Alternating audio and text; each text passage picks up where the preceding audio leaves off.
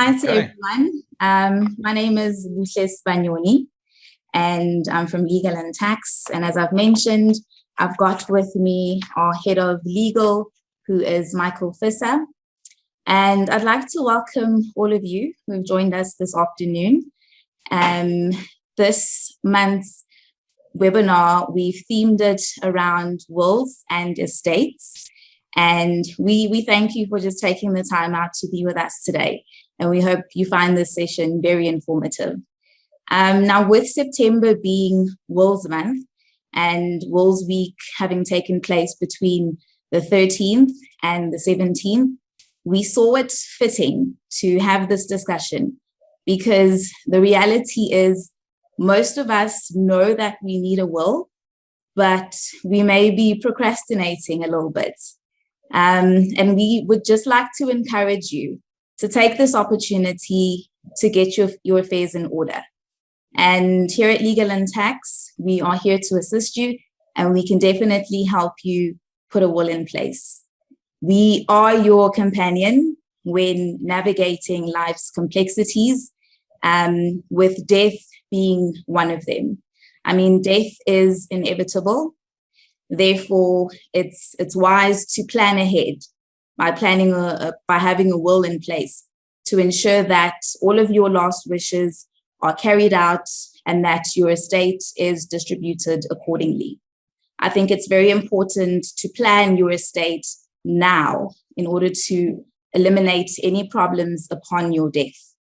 So in today's session, Michael will be answering some of the very popular questions surrounding wills and estates. And he'll just explain the administration process as a whole. And before we get started, I'd like to just mention that we will be opening up the floor for Q&A at the end of our segment. So you're more than welcome just to type in your questions as we go along. Okay. Cool, Michael, let's get into it. Great. Firstly, for those who don't know, what is a will and testament? Okay. So on a basic level, it is a formal signed document in which a person, usually called a testator or testatrix, voluntarily sets out instructions on what will happen with the assets, even including their liabilities at that point in time when they are deceased, to create certainty for whoever is left. So that's on a basic level. Okay. And are you able to put in your own will in place, or do you need the assistance of a lawyer or an attorney? Definitely not. You can do it yourself. It is advisable depending on the situation.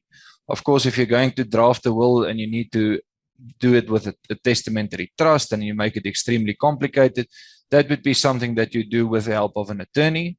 Alternatively, if it is a basic will and you have the know-how, then you can draft it yourself, as the requirements for a will to be valid is not as extreme as people might think. Okay.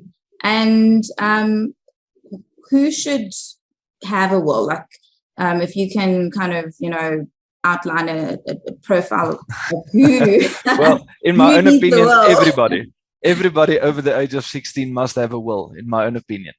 But usually if we have to give a certain type of guideline, it would be someone who's going to be left over, usually somebody with children, of course, somebody with a wife, and of course, if you have assets that you need to be, that needs to be dealt with in a certain way after you pass away. Why I'm saying everybody must have a will is because of the reason, if you do not have a will, it means that you fall into the system where we call it intestate succession. Whatever happens with your assets and liabilities, it is decided by law. So there's a piece of legislation, we call it the Intestate Succession Act, and that decides then if you didn't do anything beforehand in terms of leaving a will or making any preparation, then that the Intestate Succession Act will basically decide for you where your money is going, where your property is going, etc., etc. Okay. And just to kind of, dive in deeper into that, dying without a will, can you take us, into the process that will unfold if somebody were to die without a will in place? Okay, so I think before we start with that, it must be explained just the normal process of what should happen. Okay, when you pass away, at that point in time, you have assets, liabilities, property. You might have specific things that are of value, let's say a grandmother's pearls or a wedding ring or anything as such. If you pass away, all these items is your estate. That is your, let's call it, for a lack of a softer term, that's your financial position at the time of your death.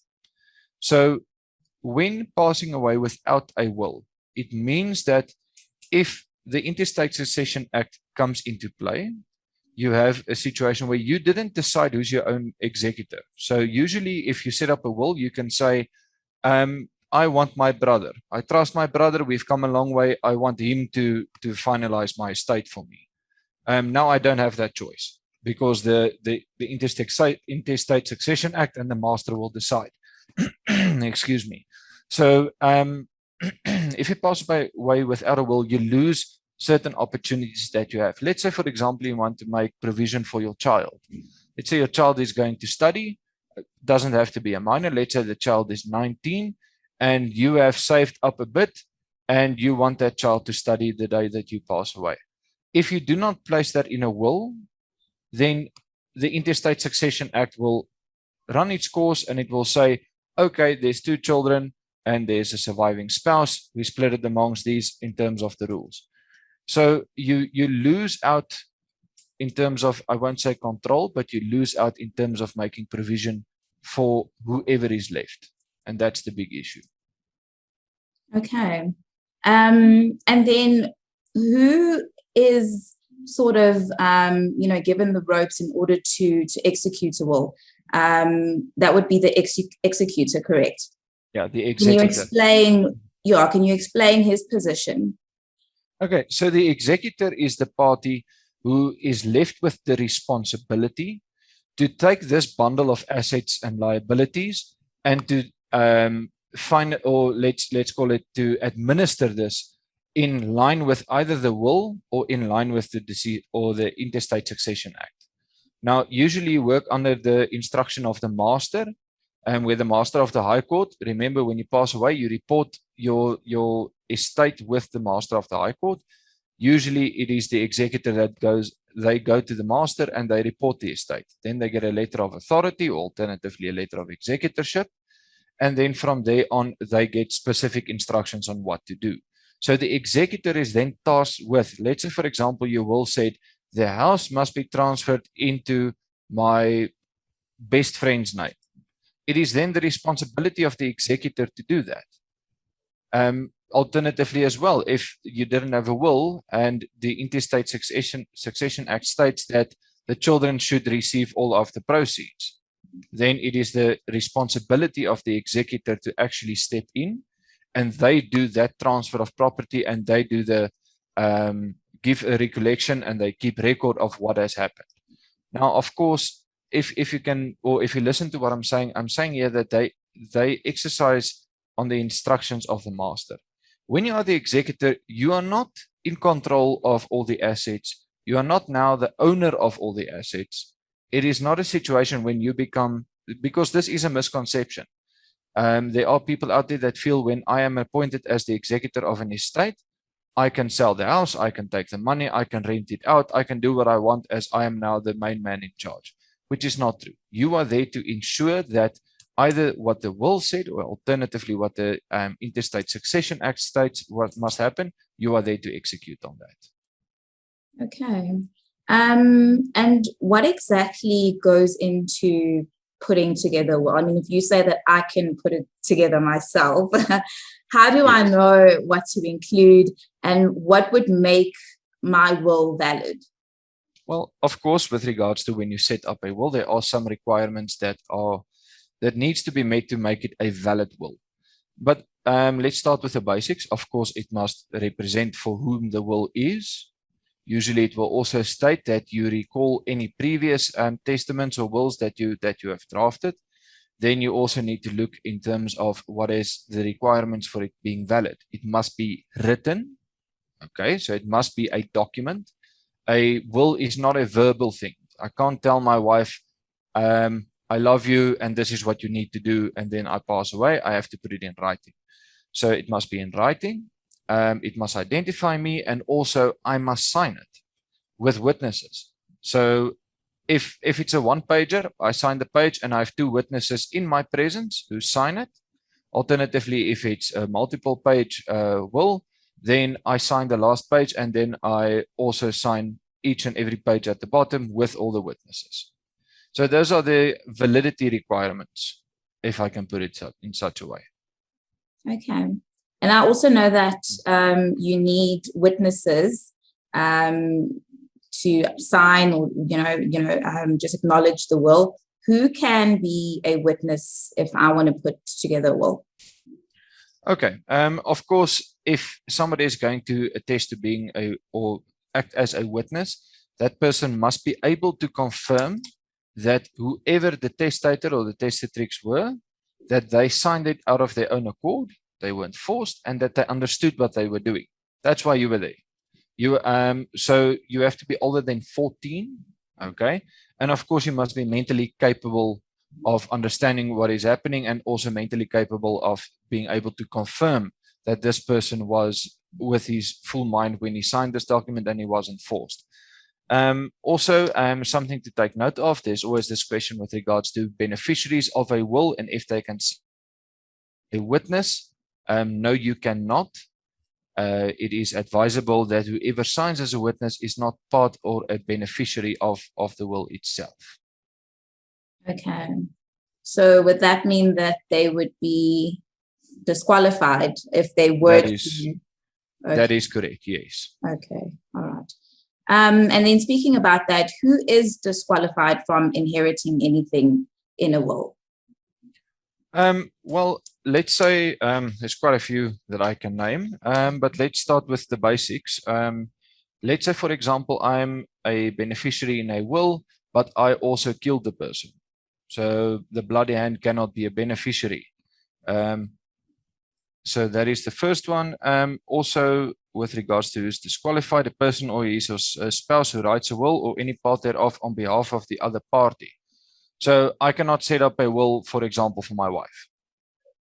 So let's say me and you were married. I set up a will and I decide, okay, Bugle leaves her house to me. I'm going to be disqualified. Okay. So also a person or his or her spouse who signs the will on instruction of the testator or testatrix, but that is because it's under duress. So I'm forcing you to sign a document that might benefit me. Okay. Yes. And speaking about your spouse, what happens if a couple gets divorced? How does a will, how does a divorce affect a will? Okay, so the basic way to explain this, a will is not something you set up once. Okay, a will is something that if doing it correctly, you set up every time you have a change in your life. Let's say a typical example, I am a 30-year-old, I'm financially stable, and I set up a will. In 2 years' time, I marry. Now, of course, I'm going to go and change my will because I will now be leaving things to my spouse. In 3 years from there on, I have a child, and now, of course, there's new things to look at, and I have to amend the will again. Even something such as I buy a property. If that property will not be named in my will or not be affected by the will, I have to go and change that will to also reflect that. So when a divorce takes place, remember that a will only comes into action or takes force when that person passes away. Okay, so if both parties are still alive and they have a will together and the divorce goes through, it is then the responsibility of both parties to then go and amend or set up their own separate wills to then reflect their current life situation to make provision. Remember, we do not know what's around the corner, so we make provision as far as we can. I myself also thought, I'm still young. let's leave it. But later on, you realize, okay, no, but anything can happen, and I need to make provision for if, let's say, the unfortunate circumstances does come in, vehicle accident or whatever, then I know my family is provided for. 100%. I think it's crucial to plan ahead because we don't know what tomorrow brings, especially in this current state, with the pandemic, and everyone is just, never really sure of what to expect, Definitely, yes. Yeah. And is there a limit as to how many times you can amend your will? No. You can set up a will, stupid example, but usually with a joke, there's a bit of reality. Let's say I have my will and I say my youngest daughter gets my grandmother's pills, and my youngest daughter told me that I look ugly today and I don't like that. So I then go and I amend my will. Tonight she comes back with a chocolate. She tells me, sorry, she didn't mean it. And then I amend my will again. So yes, it's always the newest will that's valid. So if you set up a will and it is, let's say, correctly drawn up, you can do it daily, weekly, depending on how much you want to write. Okay, great. Now let's look at deceased estates. Yes. If you can just, give us a real understanding of what is a deceased estate or deceased estates. Okay, so I touched on it a bit, and wills and deceased estates, they go hand in hand. When any person passes away, they have a bundle of, let's say, assets and liabilities. Your value is reduced to paper. So when you pass away, let's see it as you take a snapshot with a camera of your financial position. Okay, so that is your estate. That is what you are worth. That is the people. It shows the people you owe, the property you own, movable, immovable. So everything is taken up into an estate. Technically, your estate is frozen the moment you pass away. But of course, we know practically the bank account is still going. Those things are still going. So what is required then is when you pass away, and this bundle of assets and liabilities something must be done to it, because technically it doesn't have an owner. You cannot own something if you are not alive. So then the power vests in the master, and that is what I explained earlier, where the executor, but usually it's the family members, who then approach the master of the High Court and they say, this person has passed away, here's the death certificate, here's his ID, and then the master and let's say here's the will, and then the master of the High Court states, okay, they register the estate, and then they start following processes. Now there's multiple acts that work into this, so if you want me to expand on the values and those things, you can ask me, but that is the basic system that is followed, and that is the basic definition of an estate. Okay, great. I definitely want you to dive in deeper in terms of the value of estates, and let's discuss the maximums and all of that. Okay, so do take note that I am giving a broad explanation, so there might be some technical things that I do not bring up, but generally speaking, you work with a distinction between an estate that is of value more than 250,000 Rand and less than 250,000 Rand. So when you work with, let's start with the difficult one, and then we'll move to the easier one. Okay, when you have an estate that is worth more than 250,000 Rand, it is expected of the estate to be administered quite stringently and with a very formal process. So I'm going to run through the process loosely. Let's accept that the letter of executorship has been given in this situation, and now the family sits and they say, okay, we now need to do something. What do we do? Okay.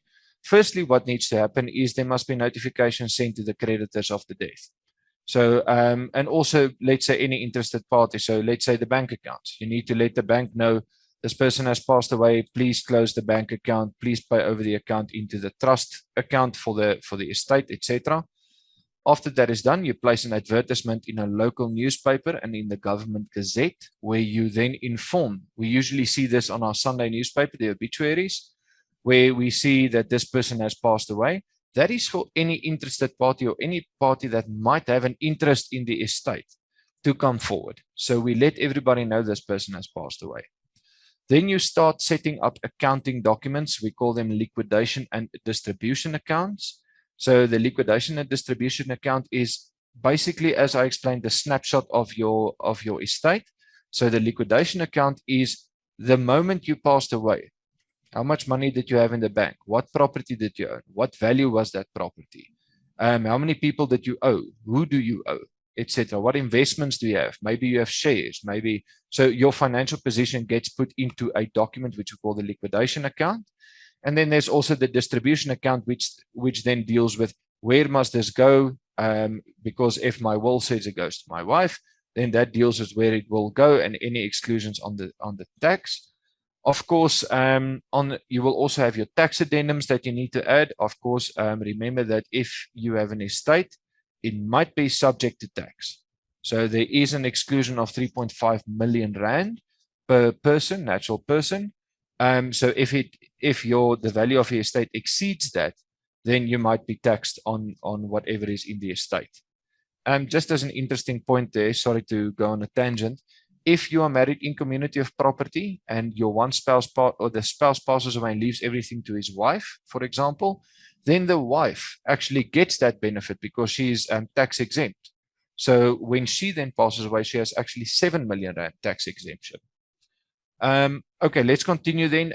After you've done all the documentation, you've submitted it and you've submitted it to the master, then they say, okay, listen, now you need to allow people to see the distribution and liquidation and distribution accounts. You advertise again in a local newspaper and a government gazette. People, let's say you leave it at the magistrate's court, or alternatively, if you use the attorneys, they can have it at their offices. Any interested party can then come forward and have a look at it. And after that is done, then you divulge the assets. Let's say you transfer the properties and everything as such, and then you bring the estate to a closure. Now, I explained this in a minute or two, but this process can take anything from 6 months, and it can also take years, depending on each individual situation. For example, if you have an estate that is not liquid, let's say I have a 50 million rand house in that estate, but I have no cash. And now I need to transfer that house, let's say, to my children. But with the transfer comes transfer costs. What do I do now? Now, let's say I decide now I'm going to rent out the property, get some income into the estate, and once we have enough income to pay for the transfer costs, then we will do it. So that could postpone or prolong the process by a year or 2 years or 3 years. Okay, so that's on your maximum or on your higher values. Then on your lower values is what we call an 18.3 estate. Okay, it's a bit less formal. It is also there to speed up the processes, because you cannot, if everybody has to follow this process that I just explained, it means things won't get done. And also for that value, there's a faster, easier way to do it. Usually what happens is if the value of your estate is less than 250,000 rand, the master will issue a letter of authority, not a letter of executorship. And with the letter of authority, they then give instructions to the executor or the executor or family members on what to do. The family members can then go out and they can then, let's say, for example, there was a will, his wife gets his pills and then the children gets the house. Then they are responsible for doing this in a less informal way. You do not advertise. You do not have to go and open up and constantly report to the master. So it's less formal and it's actually quite effective. Okay. And obviously all of this has to be registered and reported to the master. Can you take us through what to expect? How do you register deceased estate and what documents are needed? Okay. So with reporting it to the master, of course, you are going to work with a government department, so you're going to have to go in and sit there. So this it might take a while, but the basic facts of it around it is when you are going to register it, you are going to take, of course, the death notice, as I have stated previously. You're going to take a certified copy of the death certificate. If you have IDs and marriage certificates, you also take that along. As we are dealing with values here, of course, an inventory is needed to state what this person owns. so that the master can then make a decision, is it above 250 or under 250,000 rand. You will also have the appointment or the nomination of the executors. If everything goes well, the family will beforehand know who they're going to appoint. Let's say there's that one trustworthy brother that's always dealing with these things. They say that guy is going to do it. So the family agrees and they say, okay, he is appointed. Then also completed acceptance of trust as executor by the person. Then lastly, undertaking of the bond of security. I just want to say something with regards to security. When you leave a will, you usually include in the will that the executor does not have to post security, which means that's a payment that they make to the master while to show that they will finalize the process and then get their money back. Usually it's written out in terms of a will. Of course, the master can also decide you don't have to pay security, but it is still on legislation, so there's something to take note of. And then, of course, remember that there's still a few things. There's your next of kin affidavits. So depending on the situation, are there children, etc. But the basic principles would be when you go to the master, take the death notice, the death certificate, the IDs, the inventory. If he has a will, take the will along. And of course, the master will also guide you. Master of the High Court will tell you, okay, listen, you also need to give me these documents. So it's not that you have to pitch up there with everything, and then if you don't have anything, they show you a way. They are quite helpful. Okay, great stuff. I see that we have a few questions from our audience, which is amazing. Yes. Thank you. The first question is, what happens if a witness that signed my will passes away before I do? Okay, so these things happen. It's a very good question. So remember that the witness will mostly be used in one situation, and that is where there is a dispute about the validity of the will. Now, as I said, the validity of the will is usually measured by it is in writing, it is clear, and then also it is signed by the testator or testatrix. So if this person passes away, it's not necessarily a train smash. It's not that the master will tell you, but where's this witness? They're not going to ask you for the witness. But if it goes to court and someone states that that person did not sign there, and now you need to call a witness to confirm that the testator actually signed this document, then that could be problematic. So in an ideal world, if you had a witness sign a document and he passes away, or alternatively, you don't know where they are anymore, it might be a good situation where you have to go and say, okay, maybe I need to redraft, etc. But these things happen. We can't have a finger on the pulse of everything.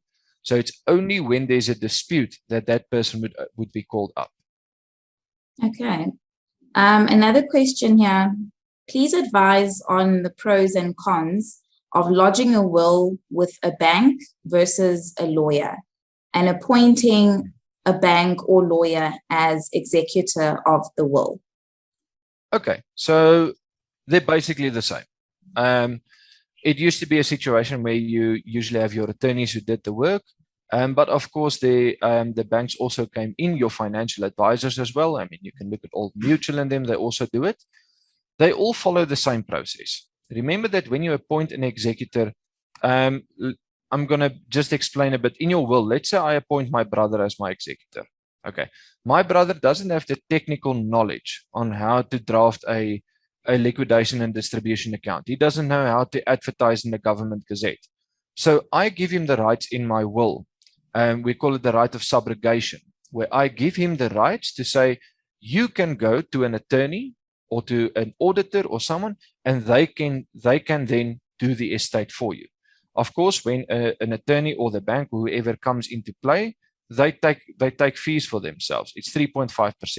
Okay, so that's the maximum. Of course, you can always negotiate with your attorney where you say, you know what, I'm a multimillionaire, I'm giving you 2%, and then they can say, okay, I'll accept 2%. But as a baseline, it's always 3.5% unless negotiated otherwise. So the benefits of using an attorney instead of a bank might be a situation that the attorney gives more attention to you as a person.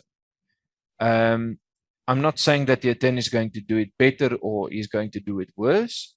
It's just a situation of the attorney might be there and The attorney might answer the phone quicker if you call them, or they might understand better, as of course a bank does this on large volumes. But they do the same work, and you get brilliant people who work in the bank as well. And they are most probably attorneys as well, just not in a firm. So I can't really say there's any benefits to it. How it usually happens is I go to the bank, I make an investment, and the bank says, don't you want to draft the will? And then they draft the will for me. And of course, then they make themselves the executor, but that's not a problem, as at the end of the day, they do exactly the same work that anybody else will be doing. And also the banks would say, let's say it's a 18.3 estate where it's less than 250,000 rand. You do get situations where the bank then say, do you know what? It's not worth for us to do this estate for you. You can do it on your own. It's quite simple and easy. Thus, we relinquish our rights to be the executor, and you can continue on your own. You don't have to pay us. Okay, cool. There's another question. What happens to the estate of a person without a will and they don't have a spouse or kids? Okay, so this is where the fun starts. If they do not have a will, we follow the Interstate Succession Act. Okay, so broad baseline, we work on degrees of removal from the deceased. So your direct descendants, it's always children or wife. If you do not have children and do not have a wife, we move up, we go to your parents. So then we say, do we still have a parent or a grandparent who's alive? Let's say there's not a parent or a grandparent, but you have brothers and sisters. Then you move outwards. So I'm going to try with the camera and paint a picture. So here's me, here's my children, here's my parents. So I move up, and then I move downward, and then I follow on. So it could be a niece, it could be a nephew, it could be anyone, whoever is the closest to me in terms of degrees of removal, then that person would then eventually become the party who gets it. Let's say it is an odd situation where you have no one, where you have a situation where you don't have parents, you don't have children, you don't have family members. In that situation, you can it will be forfeited to the state, your assets, and yeah. So the Interstate Succession Act actually it's a well-written piece of legislation. So yeah, in terms of that, there is provision for that. But this is exactly the situation why you need a will. So if let's say, for example, I don't have a family member who's alive, but I do have someone special in my life, not necessarily a life partner, but let's say a good friend of mine, and I really want to leave something to him.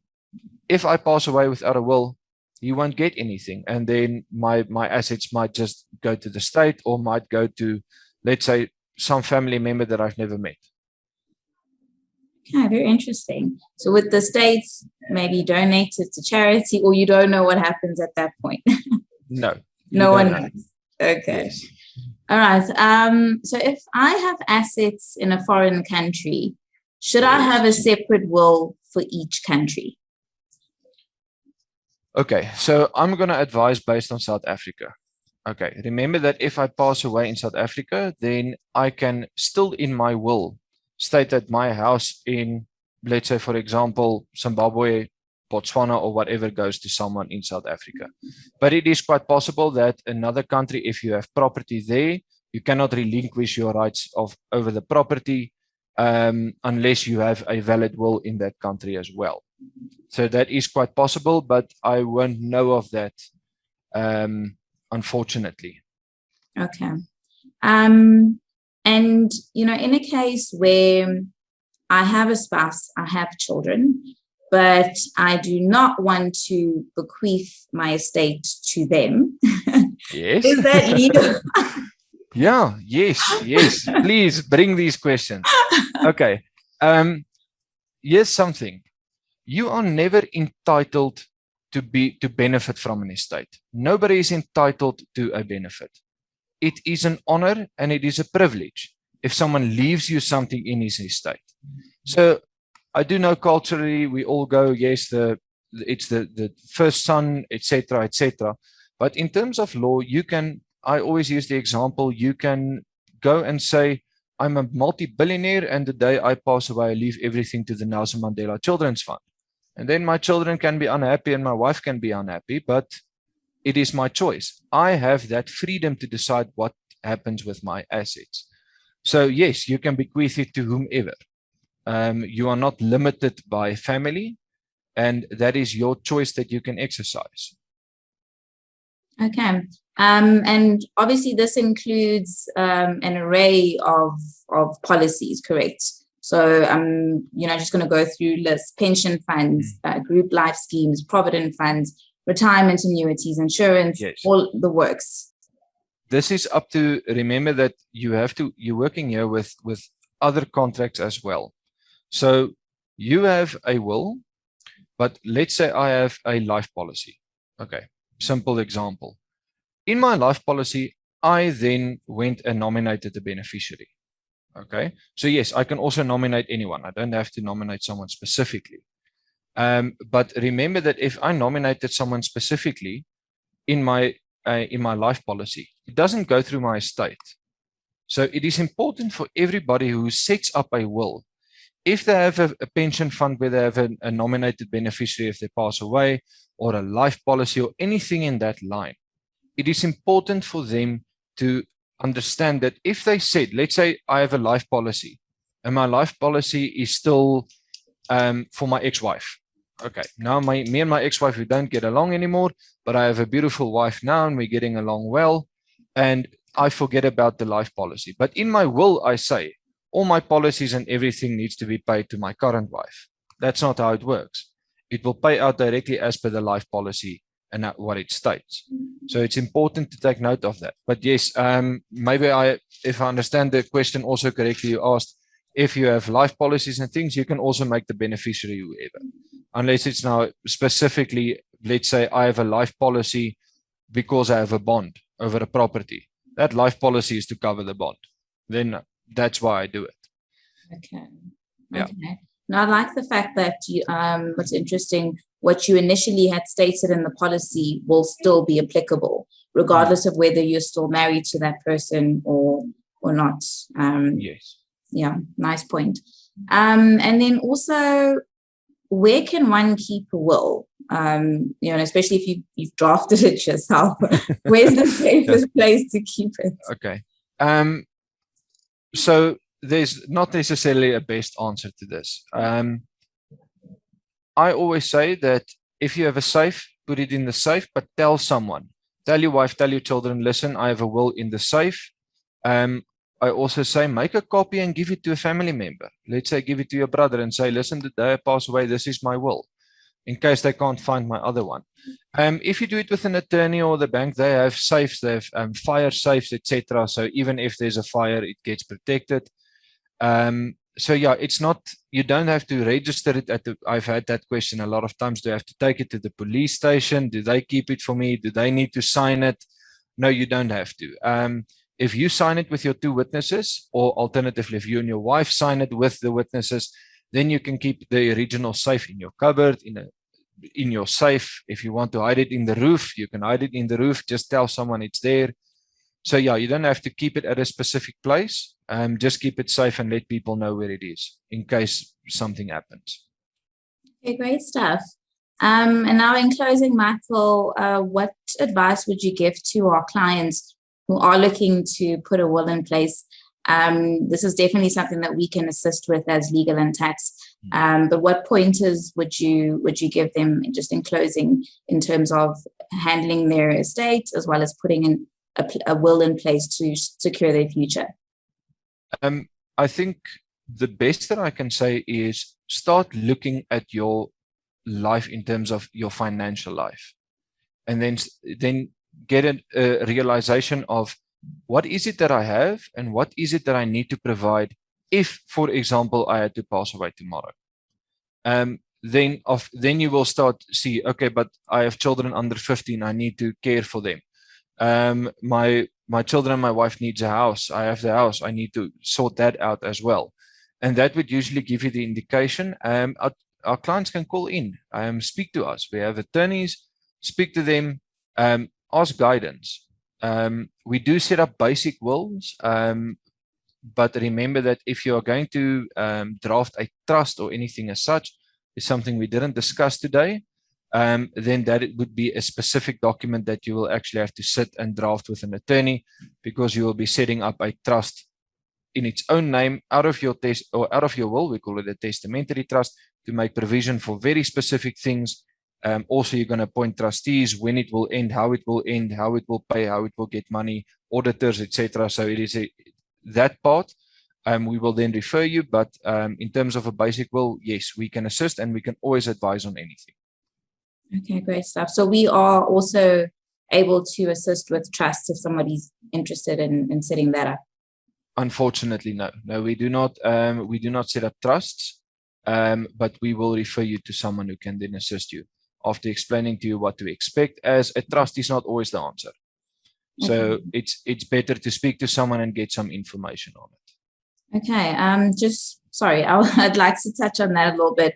What would you say are the advantages versus disadvantages of the trust? Okay. The typical example that I'm going to use is I have minor children, and if I pass away, now let's say I leave my children 1 million rand each. Okay.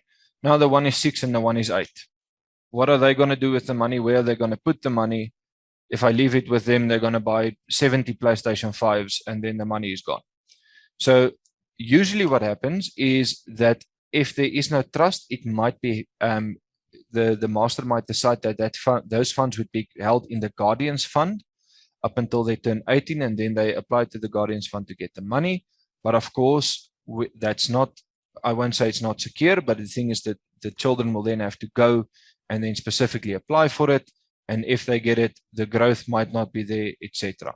So a trust is specifically good where you have, let's say you want to make provision for this, but there's so many things you can do with a trust.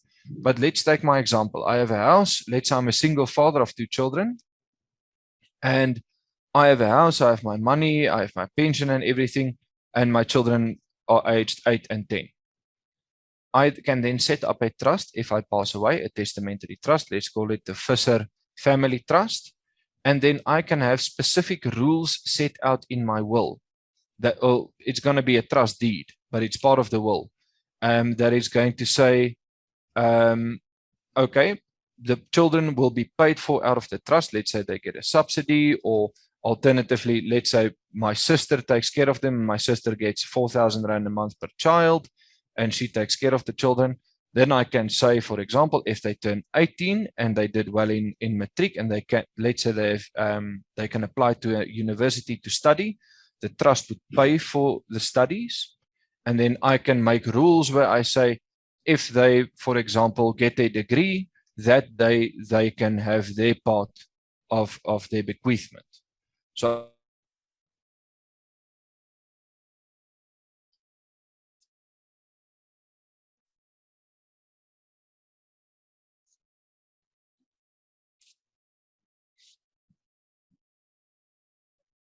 Hi, we seem to be having some technical issues. Michael, are you there? Okay, I think we've lost him. But to wrap up today's segment, I'd like to by the time that my children become that age, the money might be gone, because I've paid the auditors and I paid whatever. So it's not always the best solution. Usually you have to have some type of income in a trust to keep it going. Okay, great stuff. Thank you so much, Michael. It's been informative as always. And just to wrap up today's segment, I'd like to invite everyone, all our guests, to contact us in order to get a will put in place if you don't already have one. You can call us on 0860 587 587. You can WhatsApp us on 071 526 8527, or send us an email, and that would be at info@legalandtax.co.za. And we look forward to seeing you again next month. And thank you so much for joining us. Thank you to all our guests. Thank you, Michael. Pleasure. Thank you for having me. Awesome. I wish you a good afternoon. Enjoy the rest of your day. Same to you. Bye-bye, guys. Bye.